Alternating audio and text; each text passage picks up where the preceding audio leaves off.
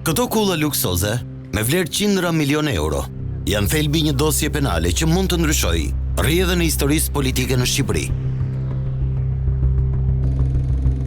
Sali Berisha, njeriu që dominon sferën politike, prej më shumë se 3 dekadash, është nën akuzë për korrupsion në ndyshimet se favorizoi dhëndrin në privatizimin e trullit. Një dosje e zbërthyer me detaje, 2 vite gjysmë më parë nga Top Channel, merr trajtën e një procedimi penal në SPAK.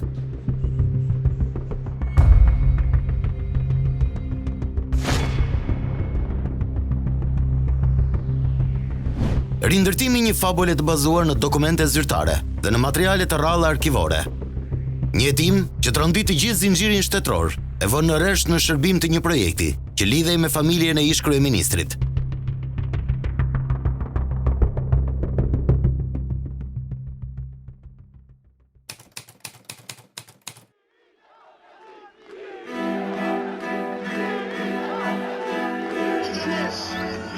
Ai e nisi dhe ndërtoi karrierën politike mbi kredencialet e të qenit njeriu qendror i lëvizjes që solli pluralizmin. Të paktën, këtë besojnë dhe elaborojnë fort mbështetësit besnik në mbi 3 dekada, pavarësisht të shkuarës si funksionar i Partisë së Punës gjatë regjimit totalitar.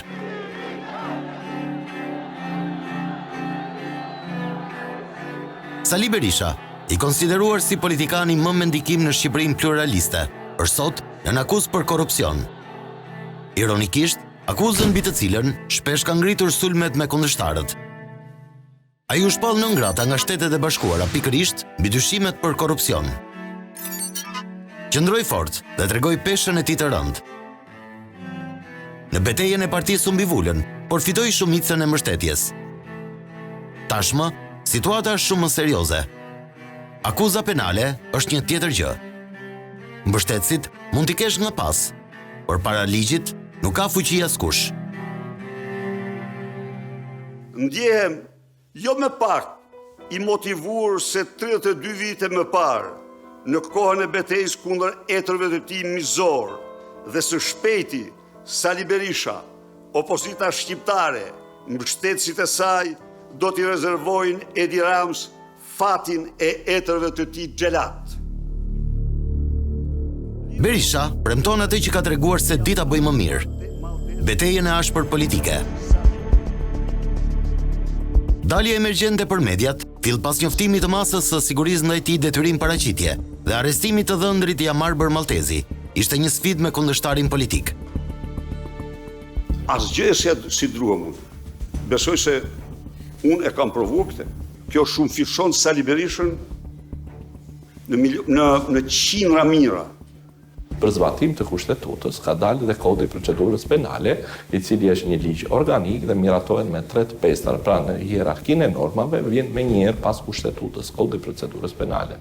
Dhe kodi i procedurës penale është në përputhje të plotë me nenin 73 të kushtetutës. Neni 288 i kodi i procedurës penale sanksionon qartësisht se autorizimi i kuvendit i kërkohet nga drejtuesi i prokurorisë posaçme kur caktohen vetëm 2 masa sigurimi, që do të thotë arresti në burg ose arresti në shtëpi. Jamarbër Maltezi u arrestua në aeroportin e Rinasit para syve të shumë dëshmitarëve.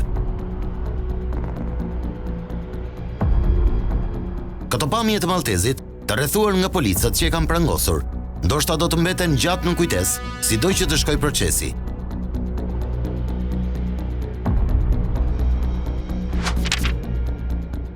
Në deklaratën zyrtare të SPAK, si rrallër, në fund të njoftimit, theksoi se të akuzuarit prezumohen të pafajshëm deri në një vendim të formës së prerë. Kjo dihet dhe nuk ka nevojë për asnjë sqarim, por tregon ndjeshmërinë për çështjen. Ndoshta, ky sqarim i sforcuar i SPAK është rezultati i reagimeve të forta publike të mbështetësve të Sali Berishës. Nga kreu i Partisë së Liris, Ilir Meta, që e konsideroi proces politik e me radhë. Ndërkohë, në krahun e maxhorancës, ky zhvillim po kalon thuajse në eshtje.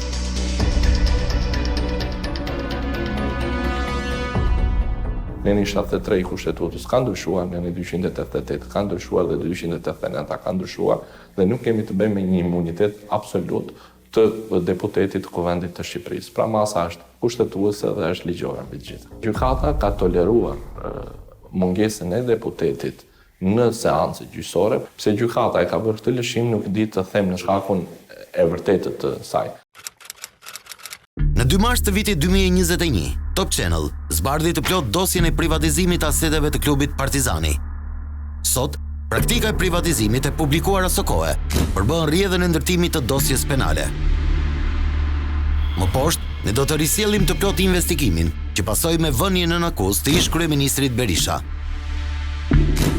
Denoncimeve të legjendave të sportit që tregonin se si u degradua klubi aso kohe, i është bashkuar edhe ish presidenti Partizanit, Paro Laçi. Ai ka folur për presione të ndryshme. Kjo ishte apostafat që Partizani spriste sa më poshtë, mos kishte mbështetës dhe ti pushtonin, ti merrnin, ti uzurponin të fusha, çdo gjë në emër të Sali Berishës bërë. Në dosjen e depozituar në gjykatën e posaçme, bie në sy se si e gjithë praktika e privatizimit të kompleksit Partizani merr mbështetjen e ministrave që firmosin me radhë. Me ardhjen në pushtet të kryeministrit, shtetasit Sali Berisha konstatohet se familjet e njohura pronare në territoret e mësipërme fillojnë të paraqesin kërkesa për privatizim të këtyre terreneve.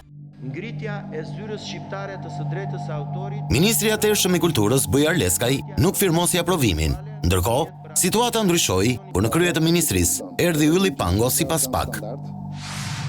Pra hetime dhe dëshmitë mbledhura nga prokuroria e posaçme ngren dyshime për ministra e zyrtar të tjerë për shpërdorim detyre. Ish-ministri i Mbrojtjes, Gazmend Oketa, përmes shkresës numër 334, datë 13/3/2009, urdhëron komandën mbështetëse të forcave të armatosura të përfaqësojë Ministrinë e Mbrojtjes në procedurën e dorëzimit të pronës tek privatët që kishin ndërmjetës Jamarbër Maltezin. Në një shkresë ku kreu i komandës mbështetëse, general Vladimir Qiriazi, informonte shefin e shtabit, sqaronte se ministri kishte kërkuar të firmoste me nxitim procedurën. Në këtë shkresë, shtetasi Vladimir është shprehur se ministri i ka kërkuar Vladimirit të firmoste, pasi kjo gjë i kërkohej edhe atij. Kjo dëshmi është hedhur poshtë nga ish-ministri Oketa, i cili konfirmon takimin me generalin, por më vonë se ka urdhëruar të firmos. Ajo që është më e rëndë në këtë çështje është fakti se ushtaraku Vladimir Qiriazi ishte kërcënuar me masa disiplinore nëse nuk firmoste. Kjo zbulohet në dosjen hetimore. Nga ish kryeministri Berisha ishte bërë fakt urdhërimi i një kontrolli në Ministrinë e Mbrojtjes. Qëllimi ishte zbatimi i procedurave për dorëzimin dhe në nënshkrimin e kontratës së shitjes për asetet e klubit Partizani. Në një shkresë informuese për presidentin e kohës Bamir Topi, ushtaraku Qiriazi raportonte se përfaqësues të Departamentit Antikorrupsion në Kryeministri, e drejtuar aso kohe nga Oert Bylykbashi, i kishin kërkuar mbylljen e procedurës brenda 5 ditësh. Kryesisht, hezitimi i zyrtarëve lidhej së paku me 3 momente që janë zbardhur në investigimin e Top Channel në vitin 2021. Së pari, prona dyshoi se ishte shpronësuar që në vitin 1940. Së dyti, nuk ishte qartë nëse ishte në plan për hapjen e forcave të armatosura. Këtu nuk duhet harrojmë edhe faktin se terrenet sportive nuk mund të privatizohen nëse ndryshojnë destinacion përdorimi. Klubi Partizani nuk është nxjerrë nga plani i përhapjes së forcave të armatosura me propozimin e Sali Berishës, as dhe me firmen e Bamir Topit, por nga president të tjerë para Bamir Topit. Nëse ato do ishin pronarë që janë kur pronarë, më kam thënë për studiu televizive kudo, kam thënë në gazetat e shtëpit ato kohë, nuk ka qenë pronë e tyre, ato kanë qenë të dëmë shpërblyerë. Te kam thënë Jamarbër Maltezin, por ato futën Agron Kuliqin personalisht dhe Tonin Vocaj, Agroni mbroti interesat familjes Berisha, Tonin Vocaj u kallëzoi jashtë që deri në disa tema më shtyra, më personalisht ku nuk pranova të firmos kontratën, do të shfrym se e fry shumë. Ndikimi tek funksionarët shtetëror konstatohet edhe në dëshminë e një zyrtareje të Agjencisë së Kthimit të Pronave me inicialet TL. E pyetur nëse kishte urdhëruar të finalizonin dosjet për Jamarbër Maltezin dhe familjet që përfaqësonte, ajo bëri një pojim domethënës. Na është thënë nga drejtoresha e zyrës, e cila ishte shtetësja Dhurata Hoxha, se këto do të ishin dosjet e para që do të shqyrtoheshin dhe ne kemi zbatuar urdhrin e saj. Ajo që bën përshtypje është fakti se SPAK konstaton që shkresat e praktikave për familjet pretenduese janë hartuar e nënshkruar nga e njëjta dorë, edhe pse aty ishin plot 64 pjesëtar. SPAK ka zbuluar se në kryeministri është dukur dokumenti origjinal i një ankese nga disa prej familjeve. Fillimisht, ato kishin shprehur pakënaqësi, por në fund rezultonin mes përfituesve nga privatizimi dhe ndërtimi i pallateve. SPAK ka marrë në pyetje Gjergj Lezhjan, ish sekretari përgjithshëm i kryeministrisë, dhe Oert Bylykbashin, ish drejtori i departamentit antikorrupsion. Çuditërisht, ankesa që vinte në të kundërt me interesat që përfaqësonte Jamar Bërmaltezi nuk ishte protokolluar. Kopja e vetme që u gjet ishte jo origjinale. Në tërësi, ngrihen dyshime se janë përdorur dokumente jo origjinale për procesin e privatizimit. Shtetësi Oert Bylykbashi në lidhje me faktin se përse shkresa e datës 30/3/2009 e nënshkruar nga shtetasit Ardian Llagami, Ardan Ali Mehmeti, Kreshnik Kacuri dhe Ikli Vaqari nuk rezulton e protokolluar, deklaron se shkresën në fjalë nuk e kujton. Në dosjen e SPAK, zbulohet se nga arkiva e presidencës është zhdukur një shkresë e praktikës që mban datën 26 maj 2009 me numër protokolli 974. Po ashtu, ky institucion nuk dispononte një proces verbal për një mbledhje të posaçme mbajtur për çështjen e klubit Partizani. Janë një sër aktesh dhe vendimesh të Këshillit të Ministrave, që po ashtu ishin në harmoni të plot me planin për tjetërsimin e trullit të kompleksit Partizani sipas SPAK. Roli i shtetasit Jamar Bërmaltezi në drejtim të kthimit të pronave ishte pikërisht ndihma që ai do t'jepte në ndryshimet e ndodhura ligjore nga vjerri i tij, ish kryeministri shtetasi Sali Berisha. Mes ndryshimeve ligjore, në dosjen nënvizohet edhe një VKM që mban datën 17/12/2008 me numër 1638. Përmes këtij akti, ish pronarët do të mund të privatizonin përmes të drejtës së parablerjes duke përdorur 80% të vlerës bono thesari. Në dosjen hetimore, pasqyrohet edhe diskutimi për këtë ndryshim nga ish kryeministri Berisha, që inkurajon ministrin Gens Ruli. Bravo, jepe këtë njoftim se edhe kjo përbën në risi. Unë do të mbroj pronarët, do të bëj avokatin e tyre. Jepe këtë lajm, është një lajm shumë i rëndësishëm që u miratua, që 80% ta paguajnë me letra me vlerë. Me zyrtarëve që zbulohen në dosjen hetimore, është edhe ish shefi i shtabit të forcave të armatosura, Xhemal Gjungshi, i cili aktualisht është deputet. Konkludohet se shtetasi Xhemal Gjungshi, menjëherë me marrjen e detyrës, veprimi i parë që kryen është procedura në lidhje me marrjen në dorëzim të pronës dhe dorëzimin e saj tek pala përfituese e privatizimit.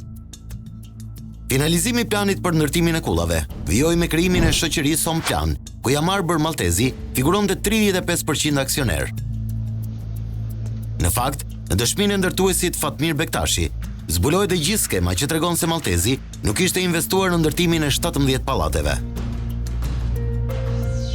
Kjo gjë mbështetet në vetë deklarimin e shtetasit Fatmir Bektashi, i cili këmbgul që shtetasit Jamar Bërmaltezi dhe Xhimi Begeja nuk kanë investuar, duke nënkuptuar investime për ndërtime që është edhe logjika e krijimit të shoqërisë Home Plan. SPAK arrin në konkluzionin se në të gjithë këtë sipërmarrje, Jamar Bërmaltezi ka përfituar 5.4 milion euro pa investuar asgjë. Ai ka përfituar shumën e parave si dividend nga ortakëria në kompaninë Home Plan. Investimi vetëm i tij sipas prokurorisë është ndikimi për të siguruar trullin.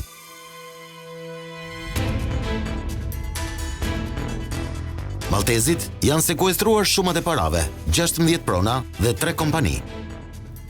Mes pronave të sekuestruara, përfshihen vila në gjirin e Lalzit, ku shpesh kalon fundjava të ish kryeministri Sali Berisha, si dhe apartamenti ku ai banon në rrugën Mustafa Matoiti. Referuar dosjes hetimore, ne zbuluam më sipër të tjerë ish ministra e zyrtar që kanë favorizuar procedurën e privatizimit të aseteve në fjalë. Mbetet të shihet nëse do të ketë të tjerë të akuzuar.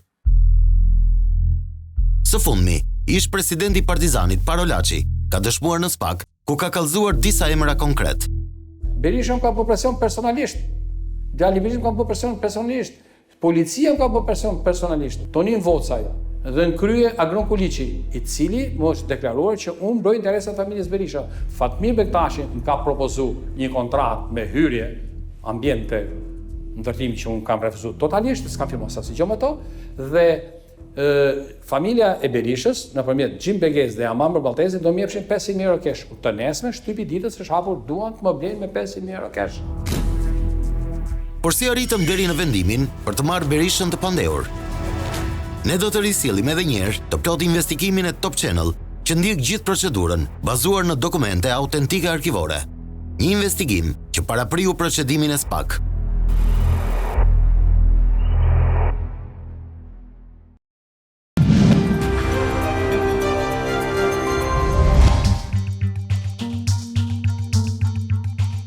Privatizimi i terreneve të klubit Partizani është një procedurë antiligjore që në gjenezë.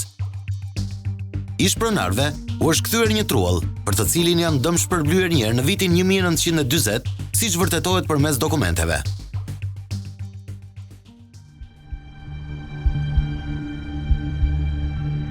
Pas pushtimit, italianët ndërtuan aeroportin e Tiranës, pikërisht në atë truall.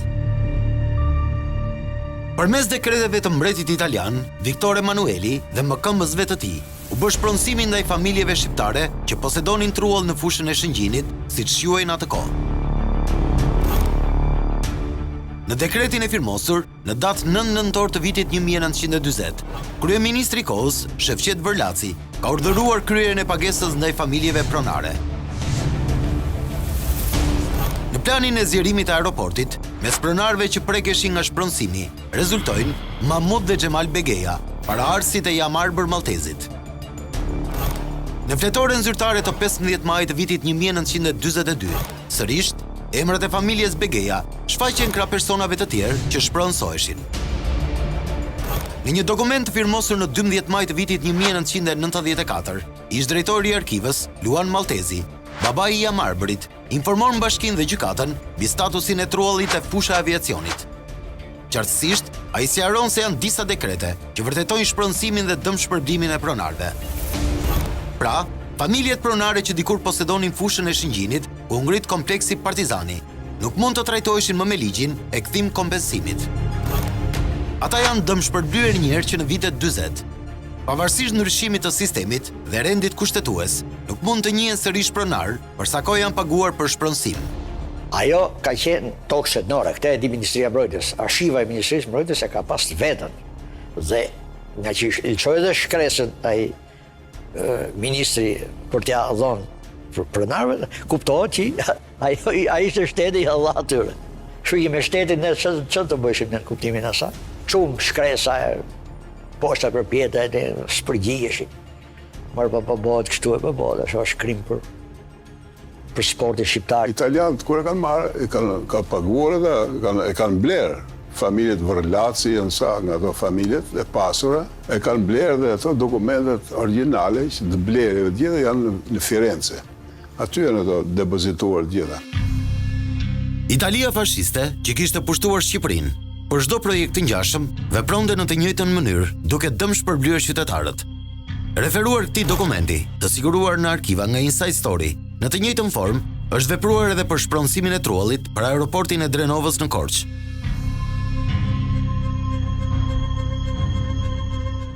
Në vitet 1995-99, familjet Begeja, Llagami, Ali Mehmeti, Vaqari dhe Saliaga morën në dorë vendimet e para pozitive nga Agjencia e Kthimit të Pronave. Por, ligji e ndalonte privatizimin e pronave që zotroheshin nga Ministria e Mbrojtjes. Pas vitit 2005, kur Sali Berisha erdhi në pushtet, nisi finalizimi i planit të mirë menduar prej vitesh. Fillimisht, nisën sulmet brenda klubit Partizani, që kishte varësi nga Ministria e Mbrojtjes.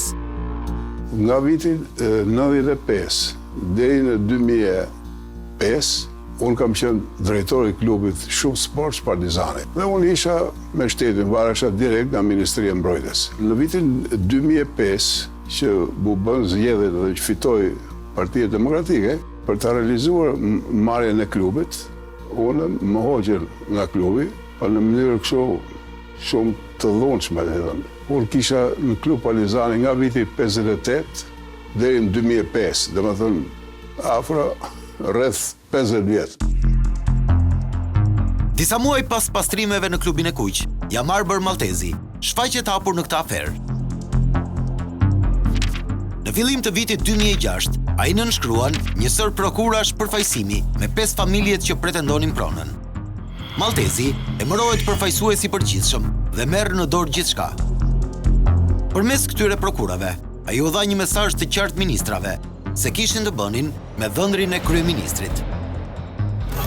Të paraqitet pranë çdo institucioni shtetëror apo shoqëri private, pranë çdo personi fizik apo juridik, pranë zyrës së regjistrimit të pasurive të paluajtshme Tiranë, çdo zyre notariale, të marrë apo depozitojë çdo lloj dokumenti, kontratë shkëmbimi e të tjerë, pa përjashtuar të drejtën për të tërhequr pranë çdo zyre dokumentacion të nevojshëm për pronat që rezultojnë në emër të përfaqësuesve kudo që ato ndodhen.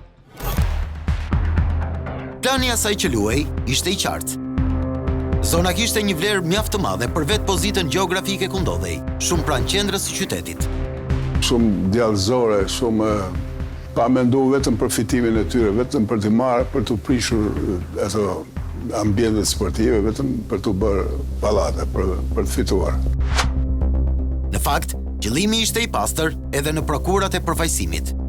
Familjet pretenduese i jepnin të drejtë Jamarbër Maltezit deri për negocimin e kontratave të shkëmbimit. Pra, kontrata me firmat e ndërtimit për ngritjen e kullave, siç edhe ndodhi më pas. Të negocioj me firma ndërtuese për të ndërtuar në pronat me emër të përfaqësuarve, duke përcaktuar përqindjen e ndërtimit që do të përfitohet nga këta të fundit, të nënshkruaj kontratën me anën e së cilës do të vërë në dispozicion të firmës ndërtuese si përfaqjen e truallit në pronësi të përfaqësuarve. Të gjithë këtë shërbim të vyer, sigurisht që Jamarbër Maltezi nuk e bënte falas. Ai kishte synime dhe ide të qarta mbi ato që donte të përfitonte. Fillimisht, ai futet në lojë me një kapital deri në 5% të pasurisë së paluajtshme që do të përfitonte si shpërblim. Shpërblimi i përfaqësuesit për të cilin personat e përfaqësuar kanë rënë dakord do të jetë një kapital prej 3 deri në 5% të pasurisë së tyre të paluajtshme për krijimin e një fondi rezervë për përballimin e shpenzimeve të emergjencës dhe të paparashikuara. Gjatë rrugës, Maltezi shndrohet në përfituesin kryesor, siç do të zbulohet vite më vonë. Por le t'i marrim gjërat me radhë. Pas vendimeve të viteve 95-99, 5 familjet pretenduese aplikojnë sërish në agjencinë e pronës. Veprimet e institucioneve dukeshin të koordinuara në favor të tyre. Në kohë rekord, brenda 6 ditësh, Komisioni i Kthimit të Pronave merr 4 vendime pozitive. Konkretisht, vendimet me numër 6 dhe 7 të datës 21 mars 2007, vendimi 8 i datës 23 mars dhe vendimi numër 9 i datës 26 mars 2007. Vendimi numër 6 i 21 marsit të vitit 2007 i përket kthimit të pronës për familjen Begeja, ku rezulton pjesëtar Jamarbër Maltezi. Firmosja e kthimit të pronës për familjen Begeja në vitin 2007 kishte si referencë një tjetër vendim të AKKP të 25 prillit të vitit 1996. Por, aty ka një problem. Prona rezulton e hipotekuar në regjistrin me numër 299, datë 11 prill 1935. Në fakt, siç vërtetuan përmes dokumentave, në vitin 1940 është bërë shpronësimi familjeve për ndërtimin e aeroportit të Tiranës. Këto dokumente nuk janë administruar në dosjen e privatizimit të klubit Partizani. Dyshohet se ato janë zhdukur. Në arkiv ka qenë një drejtor i arkivës që djali i tij është një nga ata kryesorët aksionerët që ka marrë klubin Partizani. Pra, Jamarbër Maltezi ka përdorur dokumente të falsifikuara për përfitimin e pronës. Drejtuesit e kohës në agjencinë e pronave, në rastin më të mirë, kanë vepruar me sy mbyllur dhe në rastin më të keq, kanë shkelur ligjin me vetëdije pas presioneve. 4 vendime në favor të Maltezit dhe familjeve të tjera në vitin 2007 mbajnë firmën e drejtoreshës së agjencisë në atë kohë, Dhurata Hoxha. Hoxha mbahet mend për një padinë ndaj saj nga disa familje që u nxorën në rrugë në vitin 2013. Godina ku ata banonin, në rrugën Margarita Tutulani në Tiranë, ju kthye një personi që pretendonte se ishte pronar. Por Por familjet e dëmtuara e paditën Hoxhën për falsifikim dokumentash pasi përfituesi ishte pronar vetëm i një pjesë të pronës, siç u zbulua më pas. Me firmën e Hoxhës, ju kthye gjitha, duke nxjerrë në rrugë 13 familje.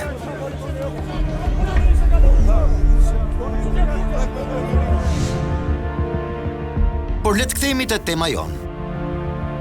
Pavarësisht vendimeve pozitive ndaj pretenduesve, trualli i Partizanit kishte interes publik dhe nuk mund të kthehej. Në lojë vjet vetë kryeministri Sali Berisha.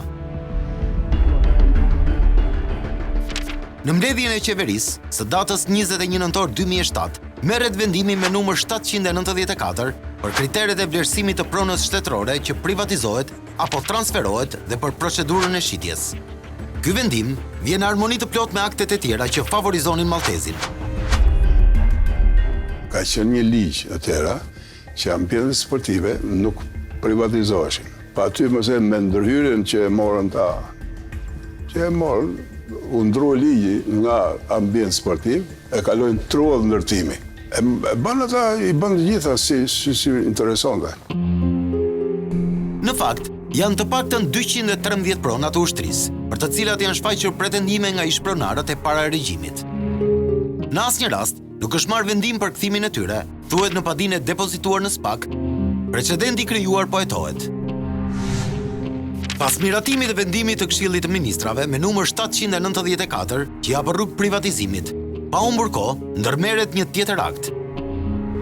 Me shkresën që mban numri 9508, datë 18 dhjetor 2007, Ministri i Ekonomisë së kohës urdhëron ngritjen e komisionit të vlerësimit të objektit me qëllim privatizimi. Vlerësimi mban firmën e kontabilistëve Elvira Aliaj dhe Sali Preçi. Vlera totale e përllogaritur është 720 milion lekë të reja ose 7.2 milion dollar. Pronashtrihet në një hapësirë totale prej 26.524 metra shkatror. 775 metra katror ishin në ndërtim. Trualli vlerësohet 7.1 milion dollar. Ndërtime civile dhe fusha 100.000 dollar. Aty përfshihen një hotel me 4 kate, dhomat e dusheve dhe garderobës së sportistëve, objekti një katësh i dhomave të zhveshjes, 3 fusha futbolli dhe rrethimi. Pra të gjitha këto asete janë vlerësuar për një shumë qesharake prej 100.000 dollarësh. Godina ishin me çdo perimetër, çfarë nuk ishte mrena. Çfarë nuk ishte mrena. Me menda, që ne mendat e kompleksi nuk e bëm më. Kompleksi ishte shumë i mirë. Shumë komplet, nuk e kishte as Dinamo, as një as Tirana që ka pas Partizani. Ishte një klub me të gjitha parametrat e një klubi ndërkombëtar. Ka qenë diçka e bukur, diçka e mbledhur për të gjithë, domethënë, edhe si më thon, ishte tamam era klub në të gjitha disiplinat. Sipërfaqja totale e ndërtimeve civile të kompleksit në të gjitha katet ishte 1613 metër katror. Nëse llogarisim koston minimale të ndërtimit, 40.000 lekë për metër katror, atëherë godinat kapin një vlerë prej 64.5 milion lekësh. Të ndryshe, rreth 600.000 dollar. Nëse llogarisim dhe 3 fushat e sportit, vlera shkon rreth 900.000 dollar. Pra, në nder më shumë se vlera që nxorën ekspertët e Ministrisë së Ekonomisë në atë kohë. Në raport, ata pranojnë mangësitë e vlerësimit. Theksojmë se nuk kemi kryer mbikëqyrje strukturale konstruktive të objekteve pjesë përbërëse të pronës shtetërore që vlerësohet dhe komentet tona kufizohen vetëm në ato të një inspektimi sipërfaqësor që mund të bënim.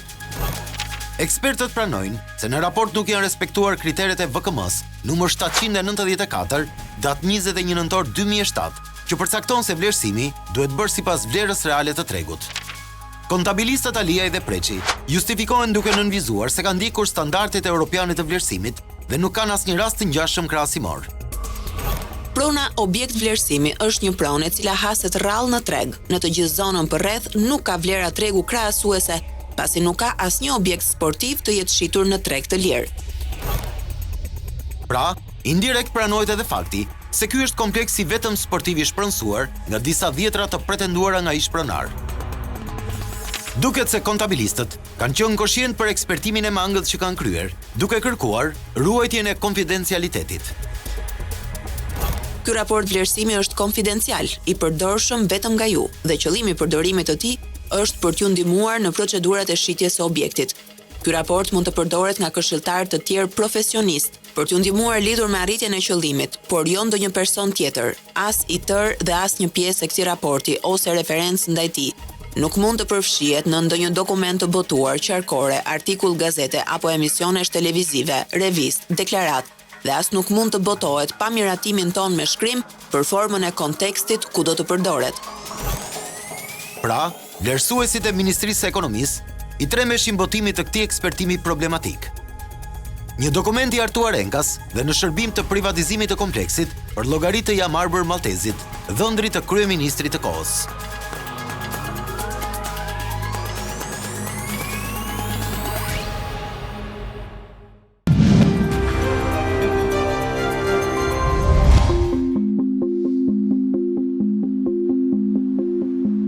Privatizimi i terreneve të klubit Partizani lidhej me një plan të qartë, të mirë menduar prej kohësh për ta kthyer Trullin në një kompleks të madh pallatesh. Për të shmangur çdo pengesë gjatë rrugës, Jan Arbër Maltezi i bashkon të gjitha familjet pronare në një marrëveshje të nënshkruar në 29 shtator të vitit 2008. Dokumenti shpreh angazhimin e pjesëtarëve që në bashkëpunim të hyjnë në procesin e privatizimit. Shuma që do duhet të paguanin ishte papërfillshme në raport me vlerën reale të aseteve, siç argumentuam në pjesën e dytë e misionit. Referuar raportit të kontabilistëve, ish-pronarët do të paguanin 10.1 milion lek ose $100.000 për asete që vlenin rreth $900.000. Ata nuk do të paguanin asnjë lek për Trullin që vlente plot $7.1 milion, pasi trajtoheshin në këtë privatizim si pronar, pavarësisht se në vitin 1940 paraardhësit e tyre ishin dëmshpërblyer për të njëjtën pronë. Privatët kanë qenë në kohën e tyre. Pronar, po, kjo ka qenë shtetëzues, thoshin që ka qenë fusha aviacionit e Tiranës, nga Lapraka deri në Vasil Shanta.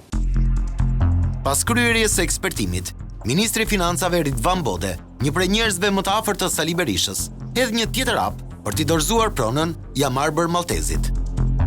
Përmes dokumentit, që mban datën 26 janar 2009, Drejtoria e Administrimit dhe Shitjes së Pronave Publike, në varësinë e Ministrisë së Financave, lëshon autorizimin për kalim pronësie. Dokumenti mban firmën e drejtorit Urim Muja. Tashmë, topi kalon në anën e Ministrit të Mbrojtjes, Arben Imami. Në datë 15 tetor 2009, ai firmos një autorizim duke i deleguar generalit Xhemal Gjungshi kompetencën për shitjen e pronës.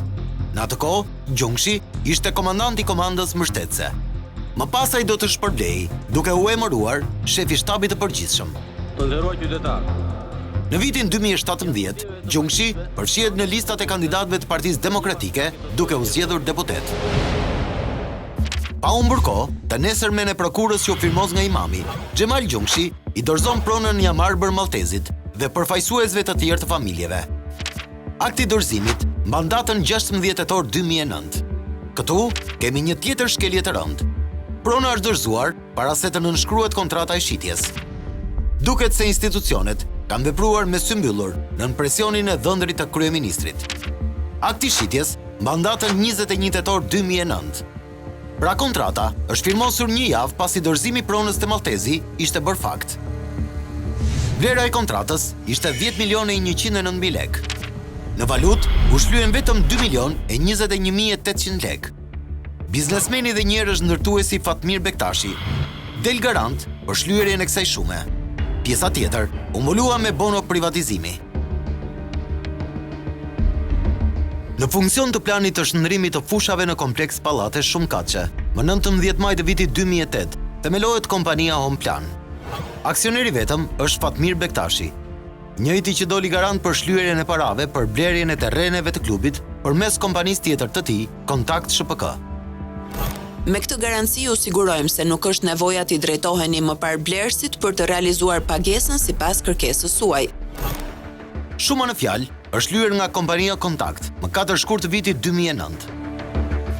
Ndërkohë, diferenca e mbetur prej 8.200.000 lekësh është lyer përmes bonove të privatizimit nga Xhimi Begeja, një tjetër person që më vonë do të shfaqej si aksioner në kompaninë ndërtuese të pallateve Home Plan me 25% të kuotave. Erdhi ky sportist ka qenë ky Xhimi Begeja, që ishte kryetari i pronarëve, Në kontaktoj, me rregulla, me mua aty. Unë du thot, dica për klubin, jo për klubin sa është i di Ministria e Mbrojtjes, nuk i di unë, e kupton. Unë di futbollin, që është klub i Berçanit, ka president dhe për gjërat më të madhore do flasësh me presidentin, sepse unë thjesht jam teknicien. Pasi u sigurua trulli, kompania Omplan e kontrolluar nga Jam Arbër Maltezi siguron lejen e ndërtimit në Bashkia e Tiranës për 17 kulla. Dokumenti firmosur nga kryebashkiaku i kohës, Lulzim Basha, mban datën 18 shtator 2013. 6 muaj pas bardhjes së lejes së ndërtimit, në 23 janar të vitit 2014, Jam Arbër Maltezi shtohet aksioner me 35% në kompaninë ndërtuese Omplan. Ishte periudha kur nisi ndërtimi i kompleksit dhe u shfaq hapur si pronar. Ai pagoi një shumë qesharake për aksionet prej 35.000 lekësh të reja. Kontrata e blerjes së aksioneve mban datën 23 janar 2014. Ndërkohë, ajo u depozitua në QKB vetëm në 27 dhjetor të vitit 2018.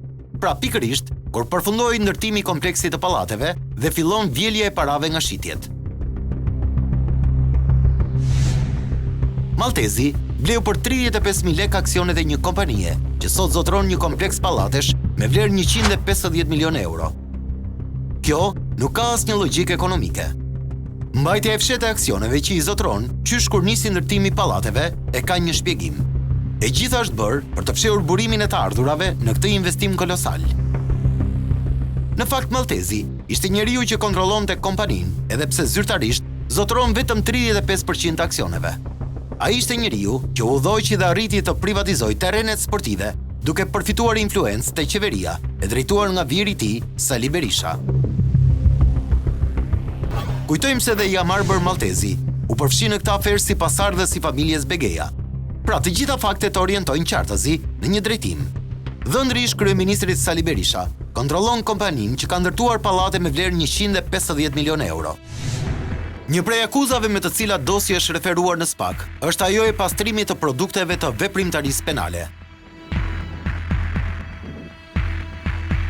Ne jemi drejtuar Inspektoriatit të Lartë të Deklarimit të Kontrollit të Pasurive për të verifikuar nëse është deklaruar pronësia mbi pallatet nga Maltezi. Çuditërisht, na janë vënë në dispozicion vetëm 4 deklarata, përkatësisht ato të viteve 2009, 2010, 2012 dhe 2013. Ndërkohë, koha kur Maltezi është shtuar si aksioner i kompleksit është janari vitit 2014. Nëse kërkon në qendrën kombëtare të biznesit për kompanitë e Jam Arbër Maltezit, shohim se ai është pronar edhe i subjektit Magnetimo me adresë në rrugën Frosina Plaku, pikërisht në kompleksin me të njëjtin emër të ndërtuar nga Maltezi. Shoqëria Magnetimo është themeluar për administrimin e 17 pallateve.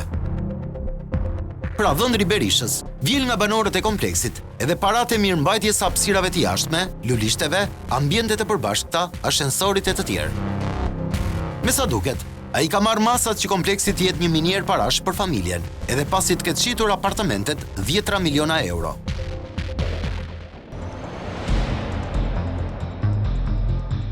Përmes kompanisë Magnetimo, Jam Arbër Maltezi është përfshirë në një tjetër investim. Në një hapësirë toke të mbetur në ish kompleksin Partizani, sot që flasim, po ndërtohen 3 pallate të reja, me një vlerë investimi në total prej rreth 21 milion eurosh. Investitor me 50% të kësaj shume është Jam Arbër Maltezi. Edhe në këtë rast, ai është fshehur pas biznesmenit Fatmir Bektashi. Ky i fundit, përmes kompanisë Kontakt, siguron lejen e ndërtimit në 27 shkurt të vitit 2020.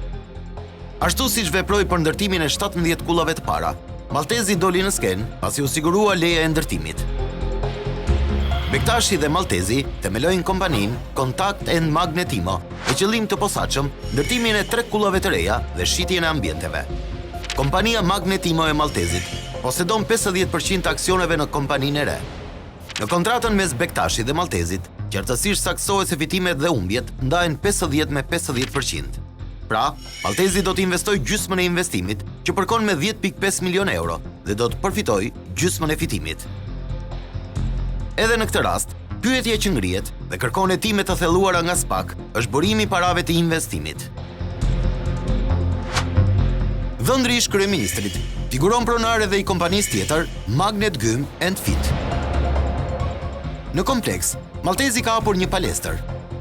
Ai zotëron 60% të aksioneve, ndërsa pjesa tjetër ka pronar shtetasin Ervin Kalemi.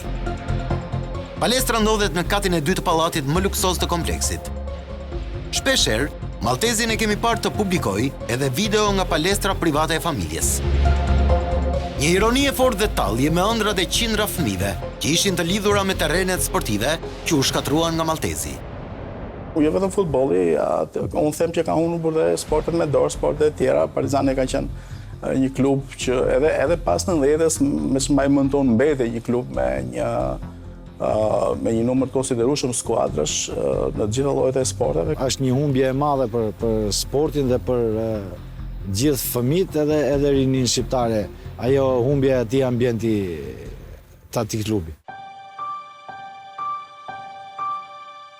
Në këtë dokumentar, ne zbuluam përmes dokumentave vjedhjen e terreneve të kompleksit. Zbulimi i pronarit fundor të pallateve dhe loja me aksionet janë përgjigja se ja Marber Maltezi dirigjoi gjithë aferën e tjetërsimit të Truallit. Ajo që mbetet për t'u parë nga SPAK, që sot ka dosje në dorë, është ndjekja e parave.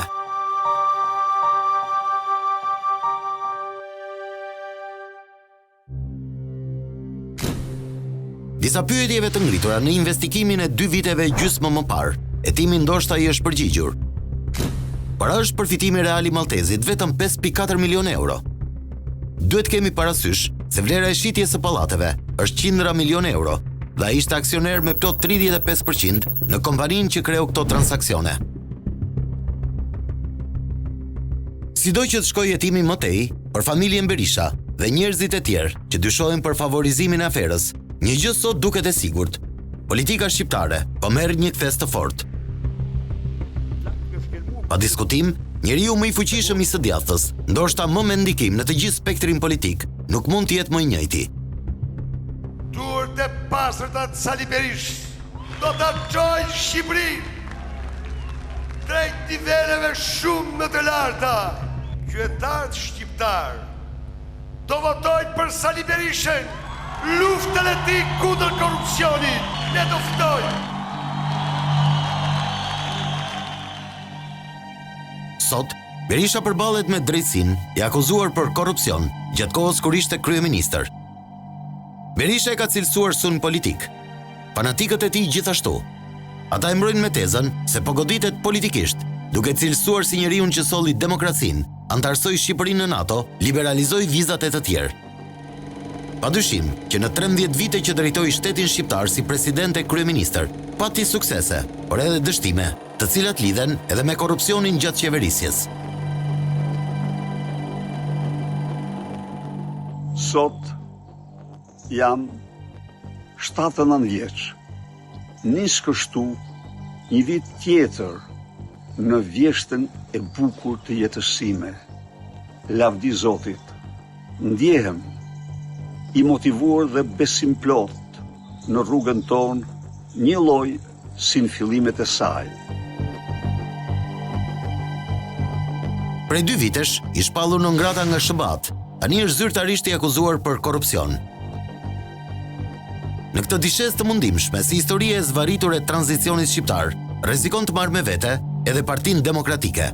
Ndaj kjo vjesht e Berishës ka shumë pak gjatë sa të jetë e artë, e aq më pak ko fillimesh. Pas perdes, duke dimri acartë. Loja me peshqit e mdhenj u hap. Kush e ka radhën?